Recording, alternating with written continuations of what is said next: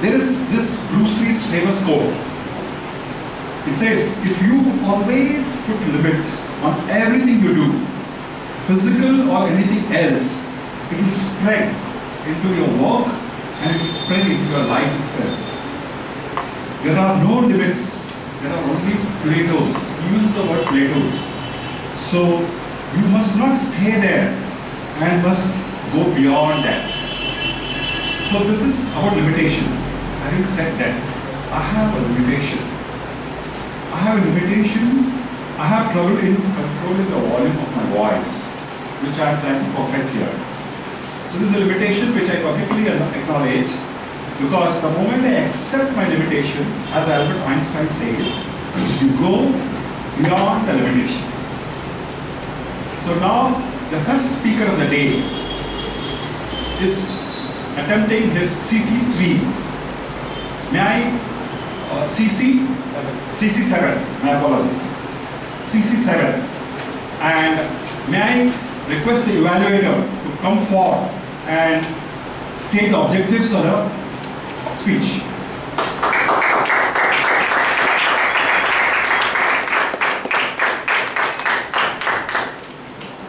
Project 7, research your topic.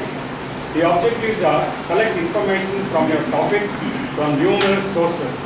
Carefully support your points and opinions with specific facts, examples and illustrations gathered through research. Time 5 to 7 minutes. Thank you.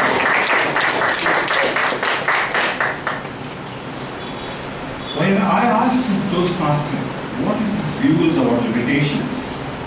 He says, he has a mind of his own. He says, limits are very good. They are very important. I said, how?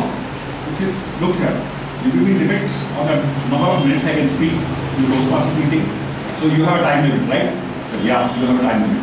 Then he says, you also have a limitation that I cannot speak on certain topics like politics, religion and sex. I said, yes. He says, limitations bring discipline in life.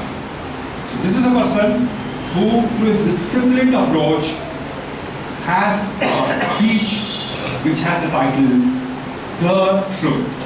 So I request all of you to welcome the first speaker of the day, Appu, with a thundering applause.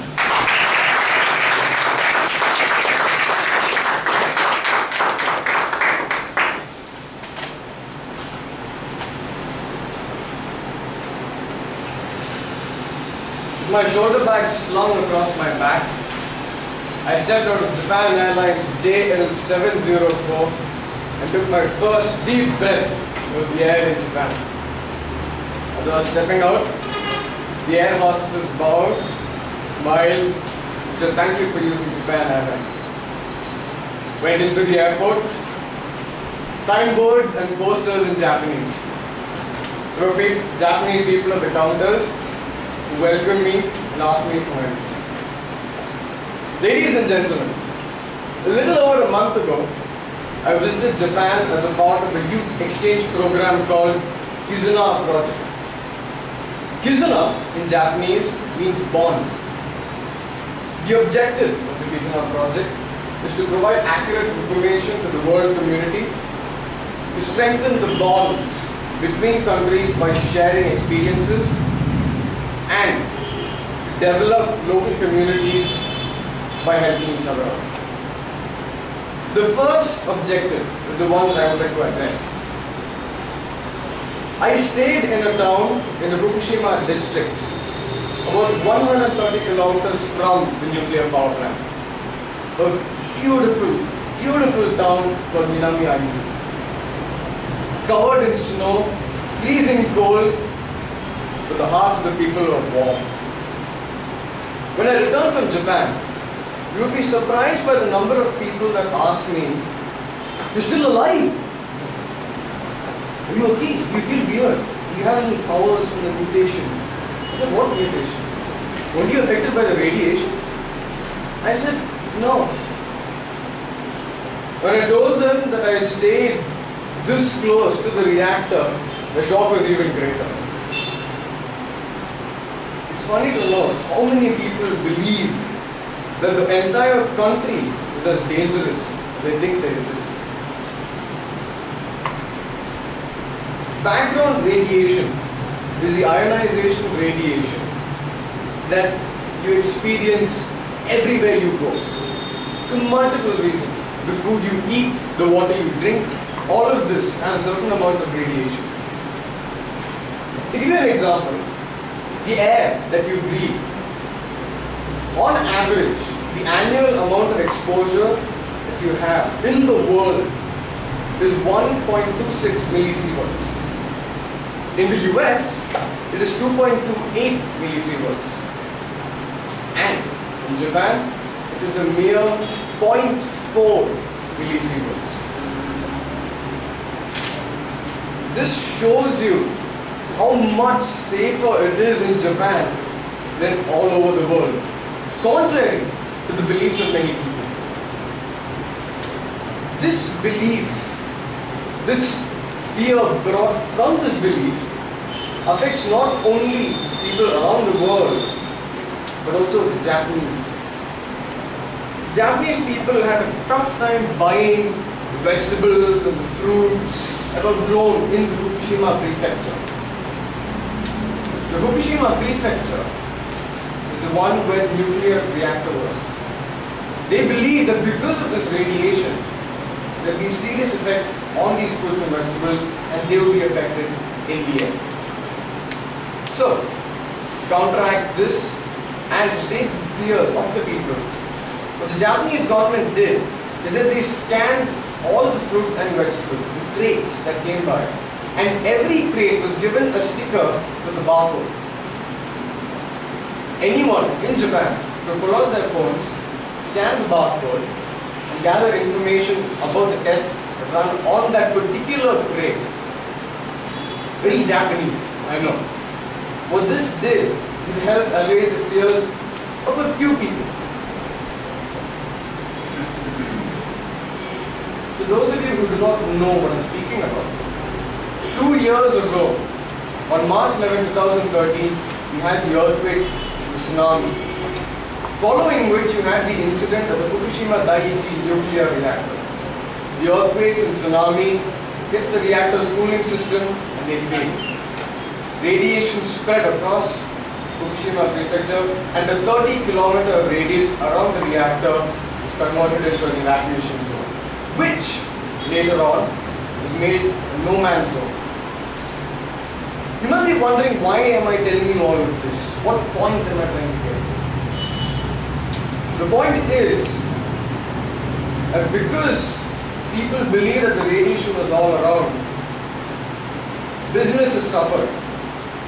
Minami Aizu is a town that was known for its ski resorts, most of which are now suffering because regular visitors stopped coming. School children were bullied in school because they were from that prefecture. And as I told you, farmers had to suffer because they could not sell their fruits and vegetables. All of this because of one thing: harmful rumors. Harmful rumors are those rumors that affect people in a bad way. There are good rumors, there are bad rumors, but harmful rumors are the worst. What do we do about this? We know a problem exists. What do we act against it?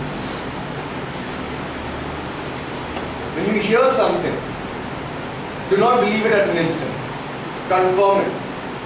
Look about, you have the internet. Read. All the things that you will find are not true. Second, before you tell anyone, make sure you've got your facts straight. Because a lot of people did not get their facts straight, they told person after person, friend, relative, family, that Japan is not safe, that there's radiation. This has affected so many lives and robbed the bread from houses. And lastly, well, you have harmful rumors, you can also have healing facts. It's interesting to note that the same organ from which harmful rumors are born, you can also have healing facts. Fight fire with fire. You know that harmful rumors can spread? Form a good rumor. Tell the world that Japan is not actually dangerous as people think it is. It's perfectly safe. Ladies and gentlemen, years ago, for a very, very long time, the world believed that the world was flat. It was only until Ferdinand Magellan and Juan Sebastian Elcano's expedition circumnavigation in the year 1519, 1521, the world believed the earth is in fact spherical. Japan is safe. It is a beautiful country with beautiful culture and people with the warmest of hearts. Let us do our bit to help them. Their lives are hard enough as it is because of the rumors that we have spread. Let us fight back. And I guarantee you this. If you ever get a chance to go to Japan, grab it. You will never, ever regret it. Back to the MC.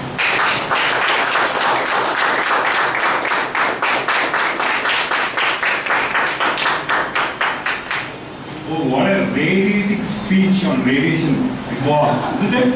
Yes. I was just one more. I was just wondering whether